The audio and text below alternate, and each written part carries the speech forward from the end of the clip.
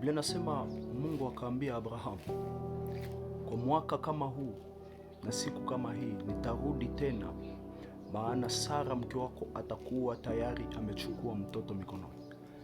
Lakini kitu ambacho kilifata baada ya pale, Mungu hakurudi tena nyuma ya hiyo mwaka ili akuje angalie resulta ya profesi yenye alisema. Ilibidi kwamba aache kwanza imani ya Abrahamu itumike, malgré absence ya realization ya binye Mungu alisema.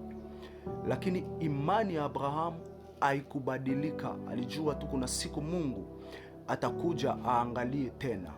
Ndio kwa maana utaelewa katika Agano Jipya wakati Yesu alikuja, Biblia nasema Zakayo alikuwa juu ya mkuyu. Na wakati Zakayo alikuwa juu ya mkuyu, ilibidi Yesu amwendee amwambie hivi, shuka upesi, maana inanipasa leo niingie nyumbani mwako, maana wewe pia ni kizazi cha Ibrahimu.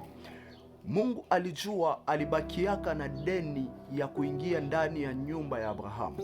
Lakini baba kama vile Abrahamu akuona utimilifu wa hiyo maneno ambayo Mungu alimwambia, lakini mwana ambaye aliitwa Zakayo ndiye alikuja ona utimilifu.